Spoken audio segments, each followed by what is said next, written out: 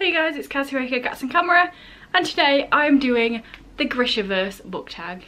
Now, this tag was created by the awesome Rebecca over at Rebecca Books. She's one of my faves. She's like the nicest booktuber ever. Definitely go check out the original tag, give her a cheeky subscribe, bask in the loveliness that is Rebecca, and yes, she tagged me in this. So, let's go. So question 1 is Kaz Brekker, a book that you shouldn't judge by its cover. Technically, just throwing it out there, you shouldn't judge any book by its cover. It's the content, just saying. But I'm just gonna say Alex Sanchez in general. I mean, because this exists. This, you see what I mean? Question 2 is Nina Zenik. Side note, probably gonna be saying every single one of these names wrong, so allow it. And this is a book that made you feel empowered. Personally, this was kind of hard. I don't really read for empowerment. I don't read to see myself in books. I kind of read to not see myself in books, which is probably why I don't like second person. But I'm just going to throw out the obvious classic Fangirl by Rainbow Rowell. Just because of the quietness, the social anxiety-ness, the wanting to be alone on the computer-ness. We all relate. Question 3 is Inej Ghafa. Probably not how it's pronounced, sorry. A book with a good balance of plot and character. And for this one, I'm going with Heirs of Power by Kay MacLeod. This is a fantasy series with this group of people that all have awesome crazy powers, and you get to know the characters, but you also get to know the plot. And also, side note, this may or may not, definitely may, it is. This is my sister's book. This is the first book in her series. And you know, just on that little plug, on the 29th of August, for a week, the ebook of this is going to be available for 99p. It's her birthday on the 29th, so definitely go and grab it on ebook. It'll make her day. She's old. It's her 30th. Let's make it a good one. Also, side note, she did not ask me to do this, but I thought I should be promoting it anyway. 99p, can't go wrong. Second book's out soon. So question 4 is Alina Starkov. A unique book, one that is unlike anything you've ever read. This is kind of weird to me because I don't think Alina's unique at all. I think she's kind of boring for a main character. Let's get past that. But before we get past that, let me just show you this. When I was writing these questions down, I was thinking about how boring she was, and I accidentally put a boring instead of unique first. Genuine accident. But yeah, the second part of that point is any book unique, really? When you think about it, there are bajillions and bajillions of books. It's kind of hard to look at your shelves and find a unique book because how?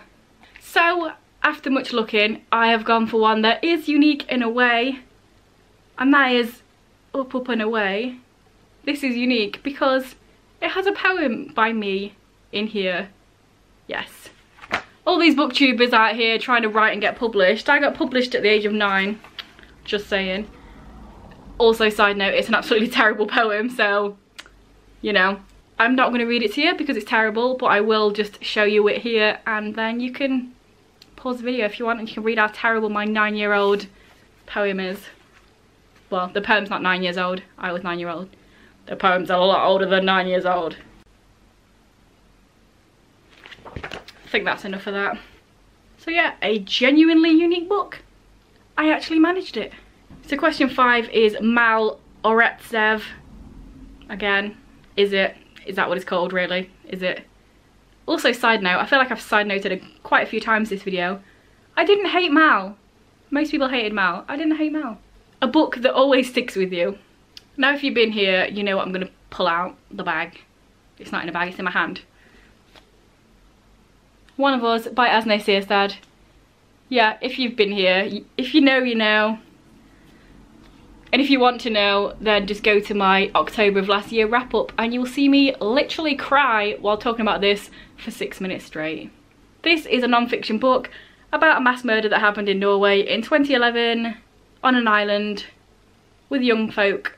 It's really powerful and it's really hard hitting, and it made me think a lot about how me and how society in general sees and talks about this sort of thing. If you don't want to go and watch me cry for 6 minutes straight, just the long and short of it is, why do we put so much attention on the person that does it and not about the people?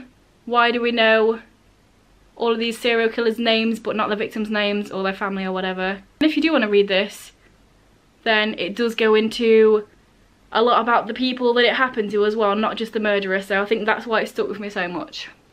I'm not going to go into it too much. I will leave that wrap up there. Skip to about 11, I think. 11 minutes in, something like that. And you can see me talk about this in depth. Question 6 is the Darkling. Another side note. I didn't love the Darkling. Everybody loves the Darkling. I was just like, he's fine, I guess. I don't see the hype. Soz. But this is a book with a dark plot or storyline. You know that I like reading about some dark shiz, but I thought I would go dark. You know, I read a lot about some stuff, some things, but I thought I would bring the big guns out, and Mysterious Skin by Scott Haim. This follows two characters when they were both 5 years old. They were abused. One of them totally forgot about it and just has this blank void in his mind, and he thinks he was abducted by aliens. The other one remembers exactly what happened and is now a prostitute, and it's about them figuring life out. As you can tell, it's a pretty darn dark book. Question 7 is Jesper Fahey, a book that people always seem to leave out. Personally, I love Jesper, so I don't know why this question goes to him, because I think he's awesome and I would never leave him out. But I've gone with the Openly Straight, Honestly Ben duology by Bill Konigsberg. I just don't know why people don't talk about this.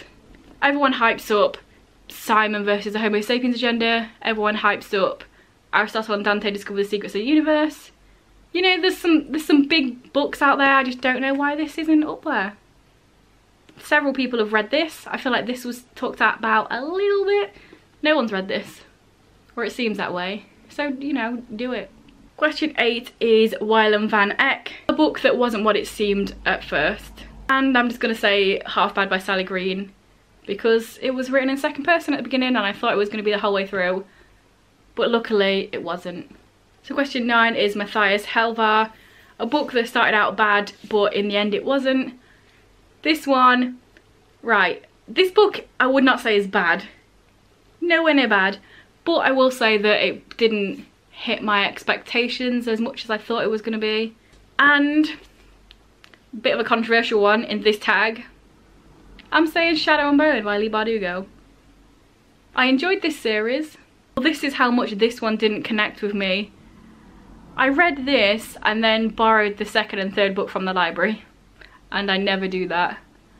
But I do actually want them because it's really cool, and then because Nikolai, and just basically because Nikolai, and I don't think he was in this one. Not a bad book, but it definitely didn't hit my expectations. And question 10, Nikolai, of course. Nikolai Lantsov, a witty book. And for this one, I've gone with Magnus Chase and the Sword of Summer, because I think it's a really fun book. Magnus Chase is one of my fave Rick Riordan series.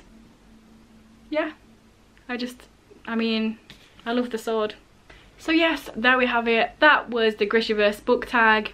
Again, definitely check out the original one. And I will tag some people down below just because it's easier to try and figure out who to tag and who has done it, who hasn't. It's down there. I swear it's going to be down there. So yes, let me know down below your opinions, whether you agree, disagree. I feel like I threw out some curveballs here. Probably not. I'm just being obvious. I'm being me, aren't I? I mean, I talked about Half Bad being written in second person at the beginning. There's nothing new about that. I always moan about that. But yeah, let me know.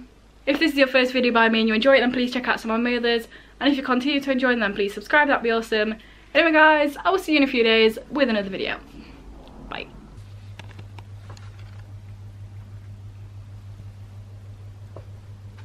Why is my hair? What the fuck is that?